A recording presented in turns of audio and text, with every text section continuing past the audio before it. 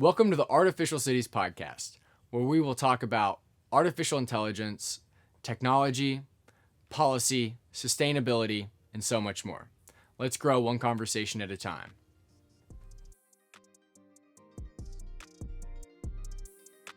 What's going on, guys? Garrett Living Good here with the Artificial Cities podcast, and today we're here with ElectroBike with Miss Caroline.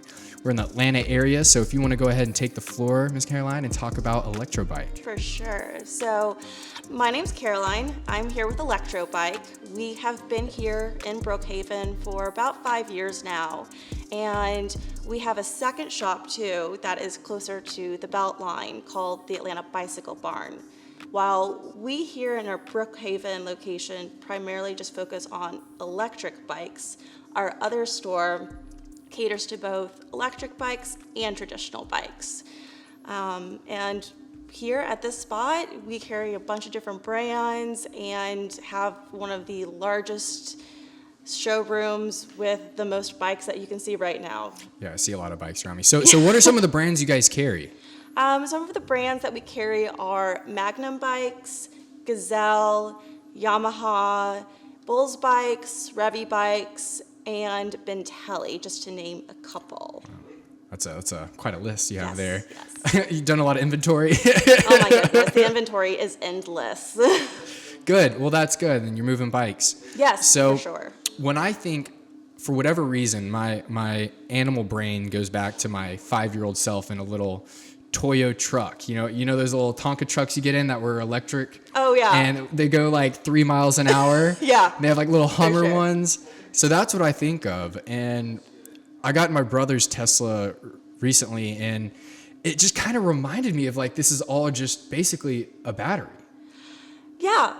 And computing technology alongside that. So, you mentioned before that there's different types of batteries and there's different functionalities of these bikes. So do you want to kind of jump into maybe matching brand, or if it's not even a brand thing, just the types of batteries themselves? Most definitely. And actually, it's not even so much of different kinds of batteries, it's more of different kinds of motors. So all of these bikes are going to have stacked lithium-ion batteries. And then the different brands tend to focus on different motor locations. So for example, Magnum bikes all have their motors located in the rear hub. So I'm going to refer to that as a hub drive from now on. Okay. So hub drives have a very different performance than the mid drives, where your motor's located centrally by your pedals. Okay. An example of a mid drive company would be Gazelle, for example. Mm-hmm. And like I said, they perform very differently because the power source is just amplifying your pedaling a little bit differently.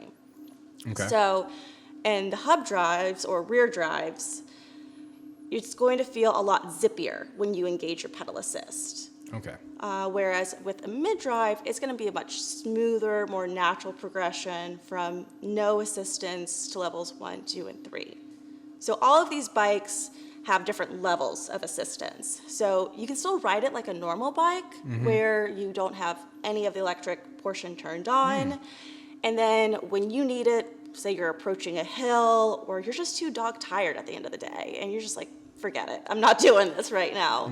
You can switch on the assistance as you're riding, and you get that boost as you're pedaling. Oh, wow. So with the hub drives, they also come with a feature called a throttle. Okay.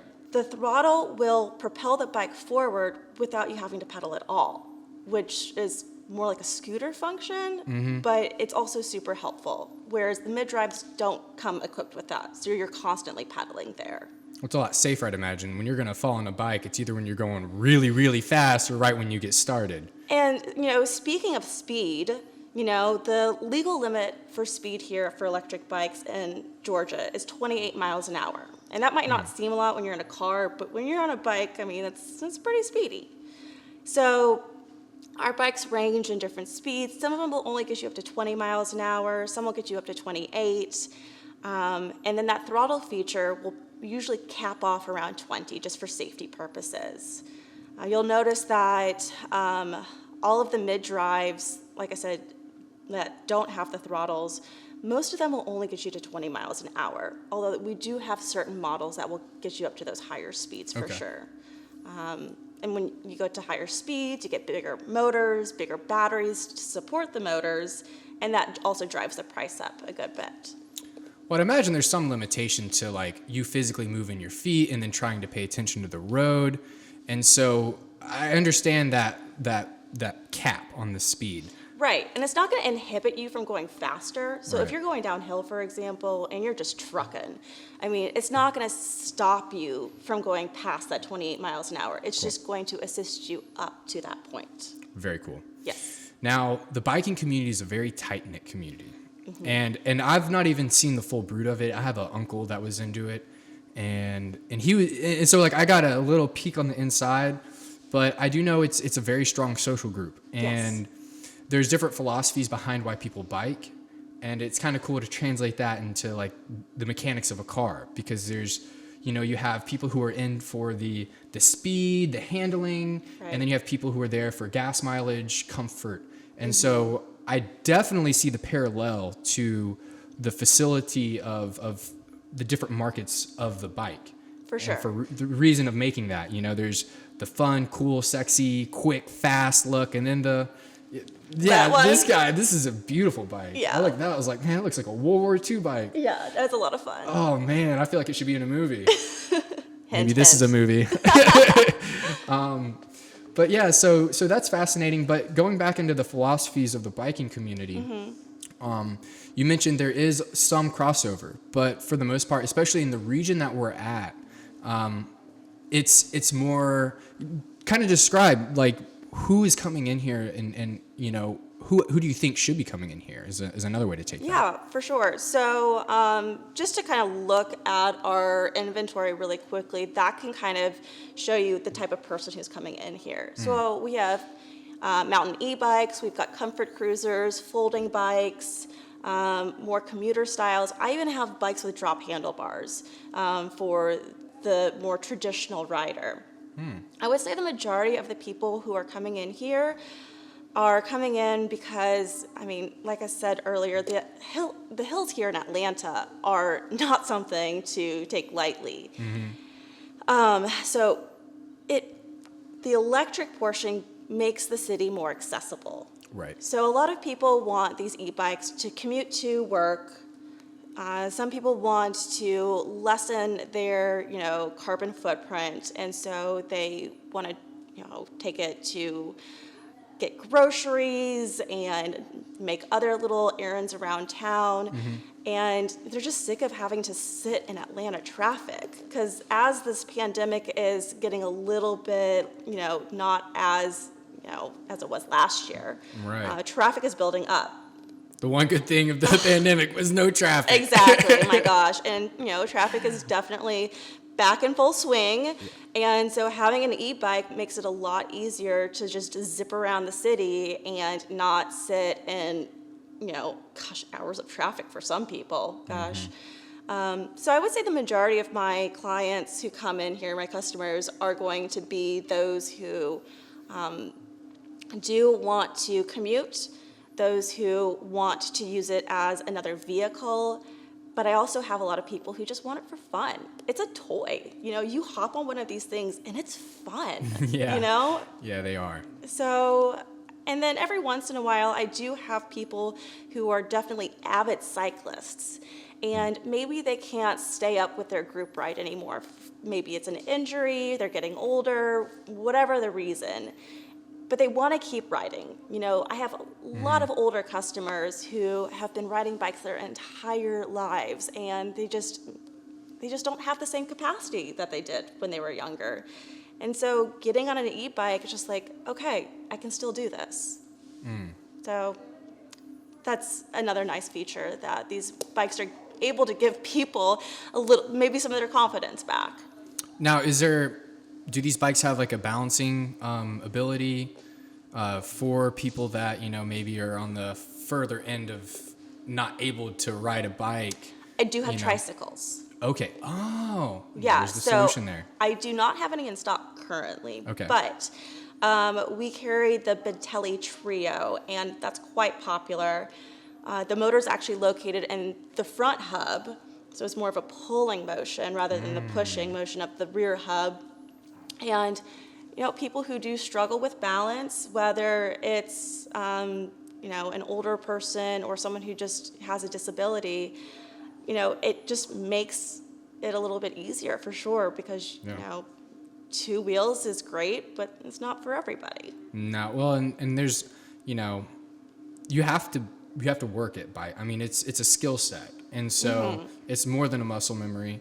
But I mean, that skill set is fun. I mean, that's what a lot of hobbies are. A lot of hobbies are actually fine-tuned skill sets, and so there's an art to biking for sure that I am totally ignorant of, but I'm aware of the planning, the foresight, the excitement. I mean, I think I've ridden scooters at the beach before, no professional over here, but it was a lot of fun. It was exhilarating. Yeah. Just being on the two wheels, just streaming through your it's a whole other level of exposure to your environment that cars really inhibit. Right. And it really kind of makes you more isolated. And you see bikers have a similar mentality of like waving at each other when they pass by each other. It's a different sense of awareness. And I think that one issue I've seen amongst the biking community is the dangers. Yes. And I think it's something that we all can get behind, from people who ride motorcycles to scooters to even runners. It's a whole section of our society that's really being put at an unnecessary risk. So,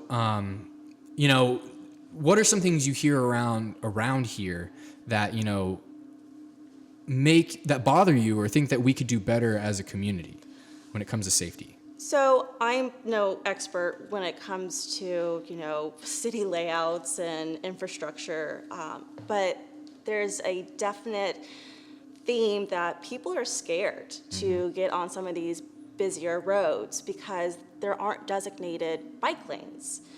Some parts of town are getting better by incorporating bike lanes, but it's still a huge hazard to ride on the road with vehicles. I mean, just in a car, people feel like they can do anything. And then there's so many distractions, including phones, people eating while they're driving. And, to be a cyclist on the road is frightening. So that's why you'll see a lot of cyclists, in groups, because safety in numbers, for sure. That's very true. And while helmets are not legally required in Georgia, I always stress the importance of them when people purchase a bike. That's one of the first things I ask people when they do buy a bike here. Is like, do you have a helmet? We have quite a selection. And then some people will say, oh, well, I've had my helmet. I was like, well, helmets go bad. I don't know if you know that, but you need to replace your helmet every 5 years or so. They just degrade from, the sun dropping them, because, people drop things all the time. And then the technology just gets so much better. There's something called MIPS, which stands for Multiple Impact Protection System, which is being incorporated into helmets more these days. So when people are looking to purchase a helmet, I typically try to steer them in that direction, just because it's your noggin. You got to you got to protect it. Right. So I would definitely say that the infrastructure around Atlanta needs more attention as far as bike lanes are concerned. And then, we've got pathways like the Beltline, Silver Comet. There's a greenway up in the Roswell Alpharetta area, and just better awareness on everybody as a group. If you're passing, you need to pass on the left. Most cyclists know that, but if you're just getting into it, not everyone is, fully informed of what the proper etiquette is. Right. Bells are important. You need to let people know I'm passing you. You can really avoid running over people that way, because people are, unpredictable sometimes. So for safety measures, I would for sure emphasize helmets, bells, bike lanes, and just being a better person as far as, educate yourself. Right. when you're passing a cyclist on the road, give them a wide berth, you know? There's no reason to not, so. Well, so, I mean, I think that there's a lot of room. So from the state perspective, I mean, they could issue a license for these types of vehicles that you have to take an online test. So there's some basic, maybe 20 questions that it doesn't matter if you cheat or not, you're exposed to those answers. And so you need to know maybe 20 basic things before you get on one of these. Now, so you're suggesting that before purchasing an e-bike, you need to have some sort of license? What's your opinion on that? Do you think that that's a way to increase the safety, or do you think that inhibits the ability to make e-bikes grow because now you have like regulatory process over it? So I definitely think it would inhibit as far as, on the sales side, for sure. But also, I mean, just like getting licenses and IDs for voting, that itself is going to inhibit some people from being able to vote because you have to go and purchase this ID or license. Well, the state gives them for free. So there's ways that you can work around, and I don't want to get too geopolitical in terms of the translations, but I understand where you're coming from in terms of that. It's just frame. another hoop to jump through. Yeah. So, and some of these people who get these bikes are people who don't have a license because for whatever reason they just can't drive a car, whether it's a physical disability or they've gotten a DUI, and so now they're commuting to work on a bike because they can't drive a vehicle. I have mixed feelings about that. I'll just leave it at that. So that's a good point. So, this is a good avenue for people who have, who are limited in their options of transportation. And, when you look at 20 miles an hour, I mean, 20 miles is you can go across the entire city of Atlanta and within a 20-mile framework. So, the capacity for this type of business to grow is exponential. And, I think a lot of people are coming into this field with the mindset of, they're doing something for their environment. Now, that's a long conversation to have about, the cost benefit analysis of using electric, but for the sake of what's happening right now, we have a gas shortage. The oil companies were just hacked.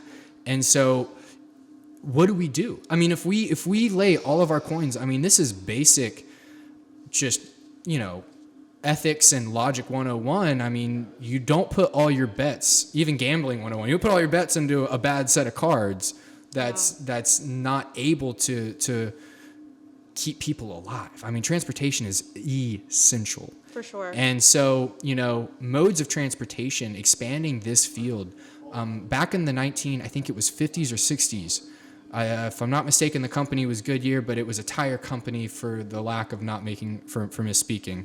But a tire company partnered with local municipalities, and they actually transitioned all of the funding that was moving from developing trains into implementing bus routes. And I want to say it was 1950s because by 1960s, our communities were fully dependent on buses. And what happened was they had... You could move into the civil rights era, and you find out how really one of the origins of boycotting came from was this government institution that had implemented a strategy for transportation, a necessary thing for the world, but then inhibited a portion of society from being able to access it. And so, I 100% hear what you're saying about the dangers of implementing further regulation. But, that point really carries into the need for this technology to enter every single home in the United States, because it's quintessential that we have the ability to not only get places, but have a means to stay healthy. Yeah. So, I mean, there's a whole other dimension to pedaling and cardio health. I mean, there was more cardiovascular deaths last year than COVID deaths. So if we're really looking at pandemics, epidemics, what are real issues in our society, cardiovascular health is, to me, top 3. And it supersedes COVID by far, because I'm in a hospital taking care of these congestive heart failure patients. And, the fact that people aren't moving, there's no system to encourage them, having the ability to at least get on a bike and have the option instead of driving, you have to walk people in stages. And so, to force everyone, you're going to have to ride a bike every day. That's like not okay. But like to encourage, to inspire, I mean, these bikes are sexy. Like you're doing everything right. So it looks good. It's fun. It's checking off all the boxes. And so I really think awareness is where we want to take this conversation. But beyond awareness, just growing the community of biking, because it's a good group of people, and we're isolated. We're in our own pods driving around every day in our own world, and we lack community. And I think it's one of the most important things of being a human is having a community. And I 100%. I see that in this field. I see bikers talking together, getting together, riding together. And it's like when I think one of the reasons people are bad drivers to bikers is because they're jealous of their friends. You see how these bikers together, like, oh, these people with friends. Like, what is this? Yeah, but the community is definitely a huge aspect. Socialization, definitely took a huge, downturn with this pandemic. Mm-hmm. People self-isolating, starting to work from home more, and gyms not being open anymore, and people were just desperate to get outside, get moving, get some fresh air, but in a more safe manner than, socializing with people, because gosh knows that that's not good in a pandemic. Mm-hmm. So we saw a huge spike in sales about this time last year. Okay. Just because of COVID. So much so that we cut a hole in this wall and expanded into the unit next door. Good for y'all. And just expanded our showroom space so that we could accommodate more brands and more types of bicycles to suit every kind of person. That's brilliant. So, when people come in here, we treat them with warmth and understanding. So some people will come in and they will share too much, to be quite honest, about like their medical issues, and say, I had a knee replacement, I had a hip replacement, I need something that has a low step through because I can't get on a bike that has a high crossbar. Oh. Gotcha, we can take care of it. Or I have back issues or neck issues, I need to be in an upright seated position. We will help you, and we will help you find the right bike, and then, make the adjustments so it fits you and your needs. Mm-hmm. I've definitely seen in other bike shops, just from, life experience, that people aren't always the warmest. And there is this kind of mentality for some people where they kind of look down on just like the average customer that comes in and doesn't know a lot about bikes. Right. You come in here and you don't know anything about e-bikes, I got you. I know everything about what I have on the floor. And if I don't, I will find the answer, Right. I'm here to help educate and help someone, get a little bit more freedom. Mm-hmm. So I love it. Well, you get ego in every niche. And ego's kind of it's an unfortunate situation, but it happens and it's understood. I mean, you have to have some type of hierarchy and respect to some extent, and that's where the ego comes in, of people. I'm here to respect everybody. Yeah, exactly. And that, I felt that when I came in. It's a very clean corporate look. Everything is very professional. The color scheme, the photos, the layout. My sister did that. Did she? She did a great job. I mean, everything looks very good. But, like, if I'm not mistaken, family owned. Yes. Yeah. So I felt that, like, y'all welcomed us and, like, come on, like, can I get you something to drink? Like, it was very, and you can tell when someone's putting on a front, and there was no front. This was just the feeling you got when you came in. And I think that there's a need for stories like yourself that did well, small businesses that did well during the pandemic, because I think it's very important for people to pick their head up and look at what industries are needed instead of trying to do with what they're comfortable with and staying in industries that are dying.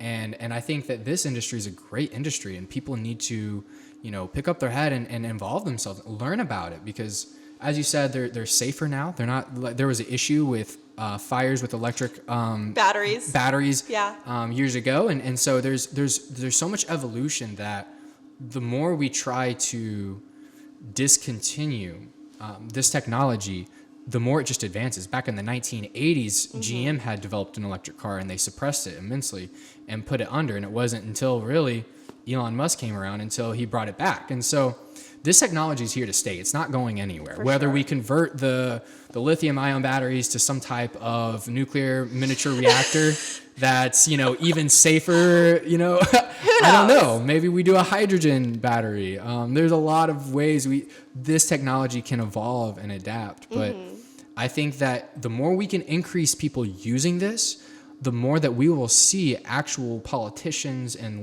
local leaders implementing the infrastructure to facilitate this. And I think with more pandemics of oil shortages, hacks that happen, people are going to need that independence. They're going to need that freedom that they can get their energy to transport themselves from place to place to survive, get food.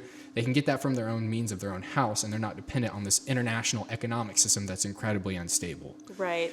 And to get back onto the political point, I want to say recently there was a bill introduced in D.C. regarding electric bikes, and that if you purchase one, in 2020, 2021, you are eligible for a rebate because you're purchasing an electric bicycle. I think correct me if I'm wrong, I want to say that it was like $1,200 that you can get up to if you purchase an electric bike. And, the fact that was even introduced was, wonderful. And so that's something that is going to take traction, and hopefully we get to see, more of the e-bike presence within legislature. That's awesome. So are you aware of any PACs or coalitions that are working on speaking on behalf of e-bike companies and bikers or anything of that sort? I mean, there's the Atlanta Bicycle Coalition, but they're more geared towards just traditional bicycles and, getting out awareness of bicycle safety, road safety with bikes, and, just promoting that infrastructure that we spoke on earlier. Okay. It's not centered towards e-bikes specifically, so I'm not familiar if there's something like that in the general area. Okay. Now, for legality purposes, what's the law on sidewalks? Because I feel like sidewalks is the most, if we just put expanded sidewalks 2 feet, we could have a whole bike lane on a sidewalk. That would be lovely. That would be lovely. As of right now, my awareness is that you're not technically supposed to have a bike, electric or not, on a sidewalk. Sidewalks are primarily meant for pedestrians. Now, like I said, it's really dangerous to ride on the road, especially in some of these bigger roads nearby. So I even tell some of my customers, I was like, if you don't feel safe, take it on the sidewalk. Your personal health and safety is way more important than, biking on the road.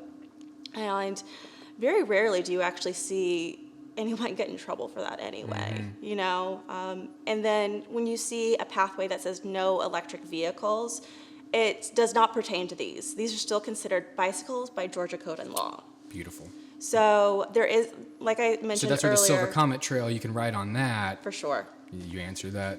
And so there are some national and state parks, though, where they don't allow Class 3 bikes. Okay. And let me get into that, because there are 3 different classes to electric bikes. Class 1, the bike can get up to 20 miles an hour and does not have a throttle.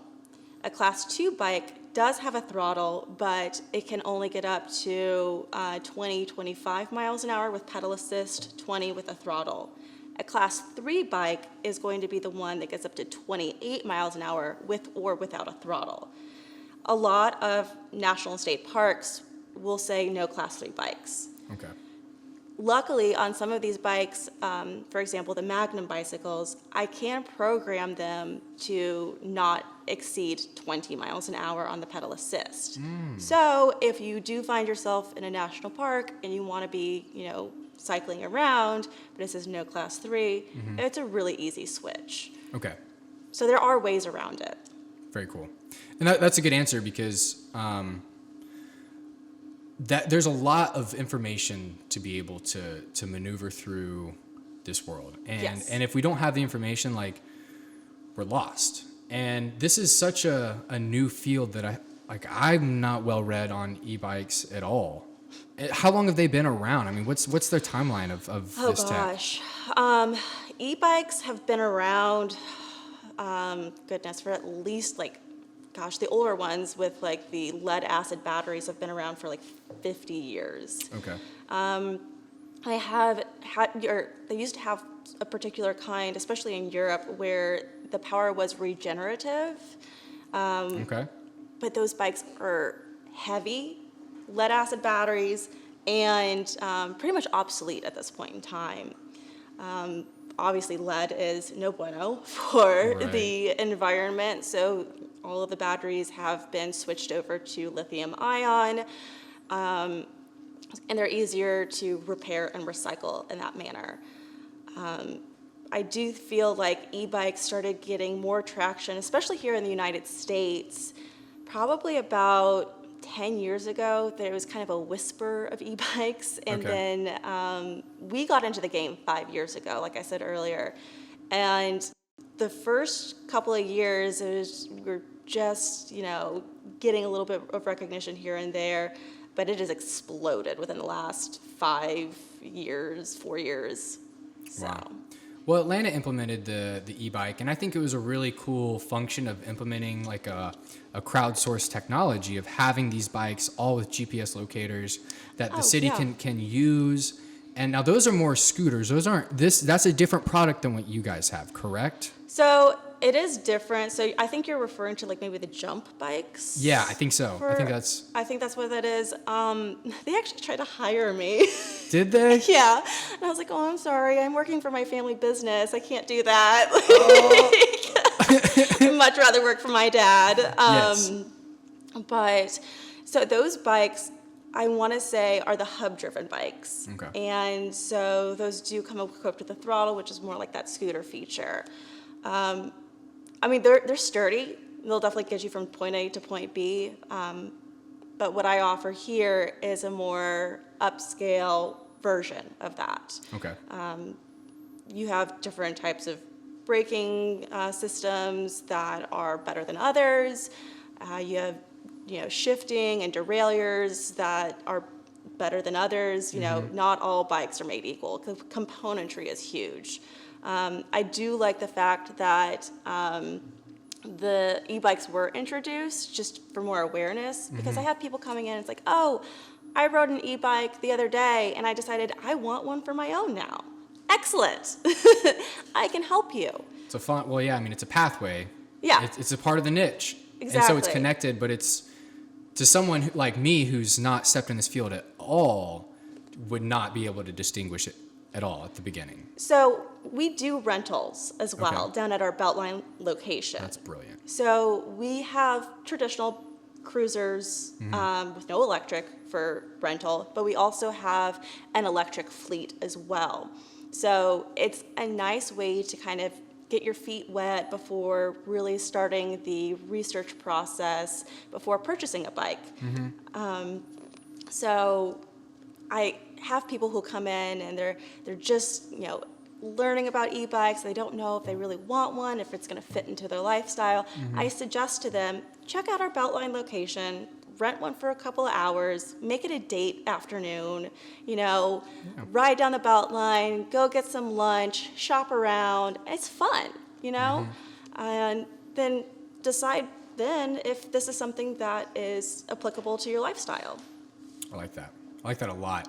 And I think we need more companies that are creative enough to implement ways to bring people in, because a lot of times what you have, especially whenever you move into philosophy such as like things for the economy, you get a lot more ego. You get a lot more people saying, well, I'm 100% right, you're 100%. So people are turned off a lot of times. And so, going along with your personality types here, the philosophies, it all is in line. And I think that's brilliant.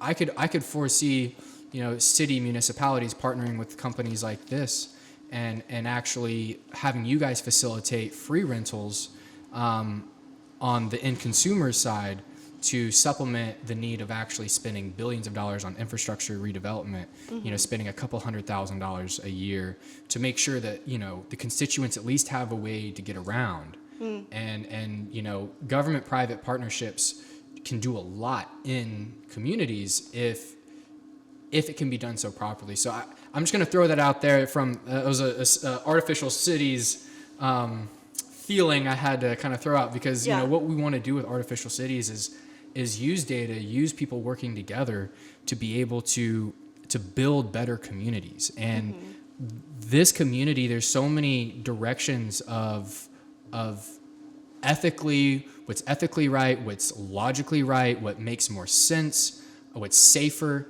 We're seeing that there's more and more reasons to move into this field, and we need more evolution. And without technology to be able to put people with products, with the facilities that provide those products, it can't grow. So, that I'm going to kind of just throw that out there as an idea that, maybe we could get you guys partnered up with the local municipality to get e-bikes in front of people that don't have enough money to drive.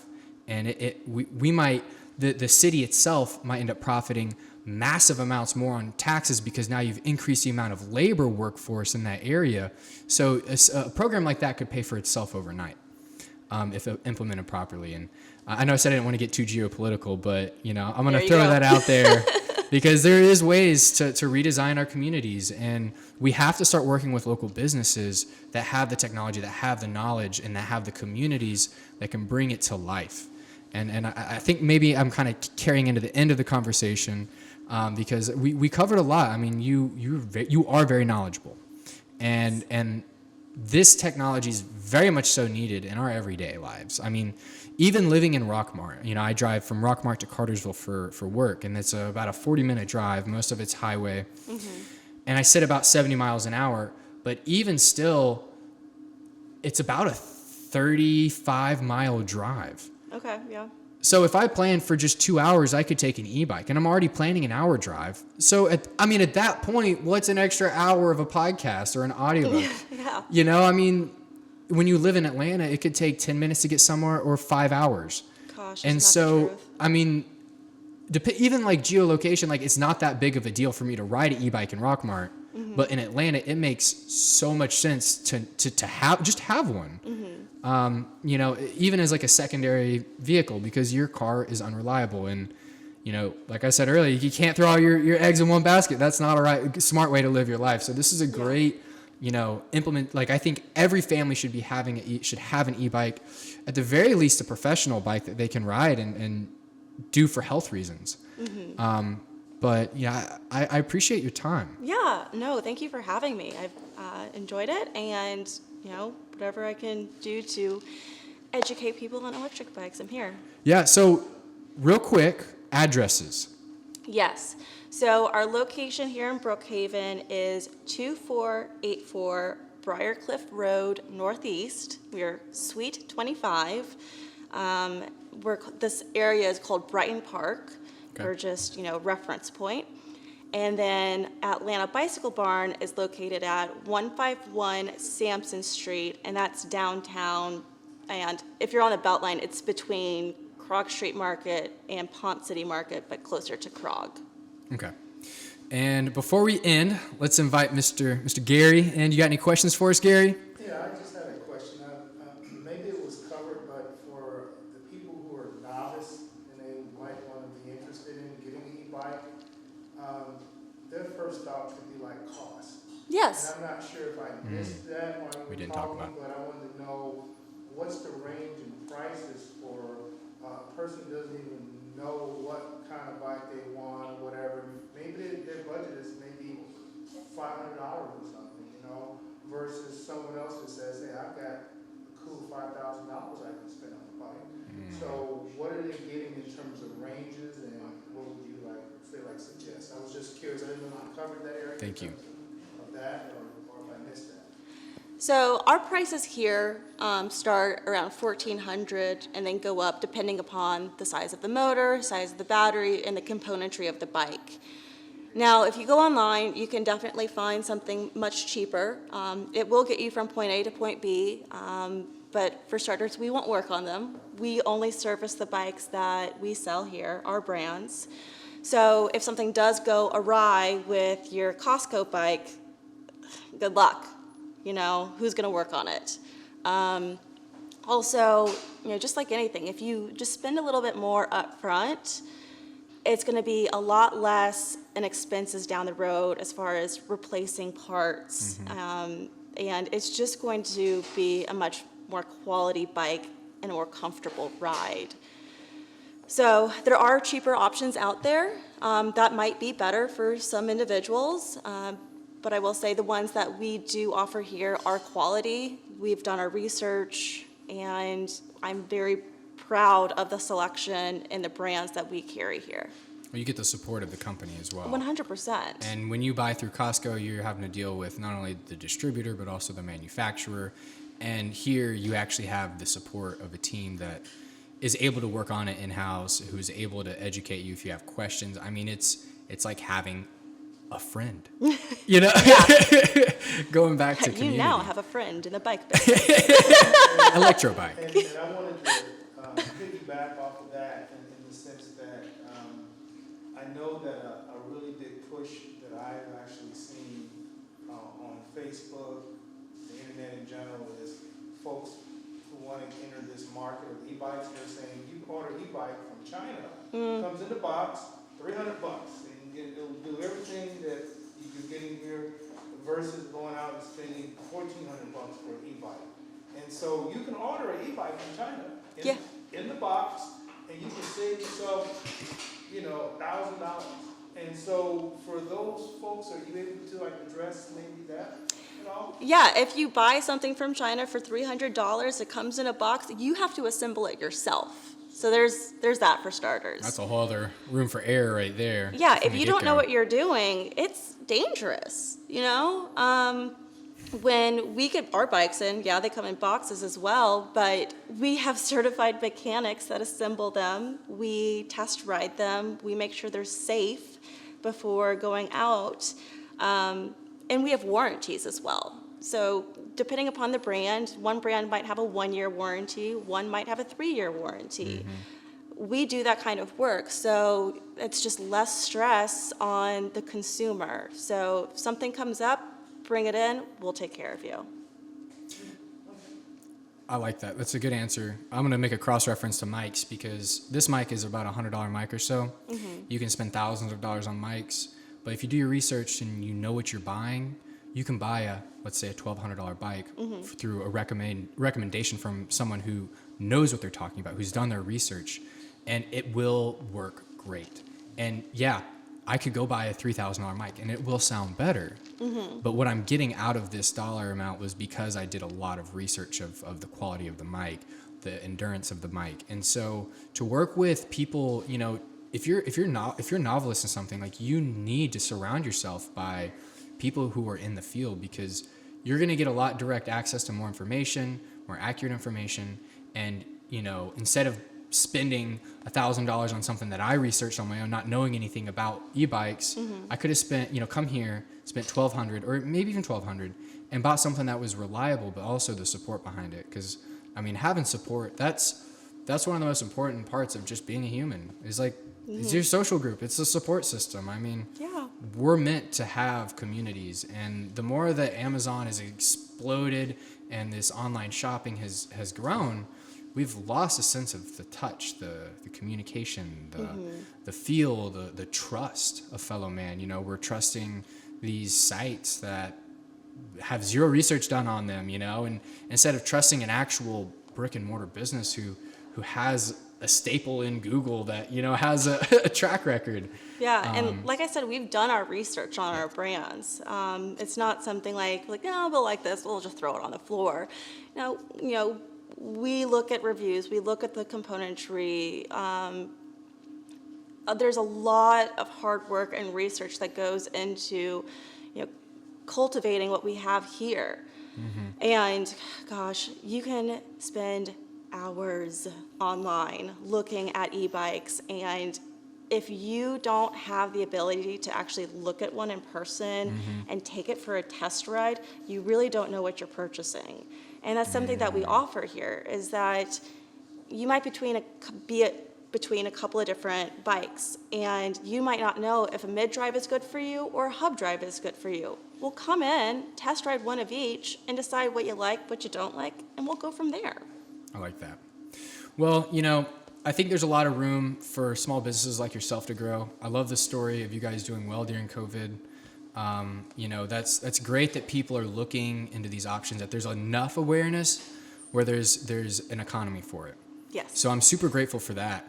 I've enjoyed our conversation. This will be fun to grab some B-roll of all the bikes, and maybe Michael, if you want to hop on a bike and we'll get a shot of you riding through the streets. Maybe we'll open you up to the e-bike world. But I really appreciate it. This was a really good conversation. And awesome. Thanks for having me. We all have time, so this is the only variable that we all value. So I appreciate you giving me some of your time. Okay. Appreciate it. And once again, I'm Garrett Livingood. This is the Artificial Cities podcast. You guys stay tuned. We've got a lot more speakers, a lot more topics, and I'm excited to grow with you guys in all areas, personally, socially, and economically. Let's do it. All right. Okay. Shabam. Awesome. All right. And thank you for the price.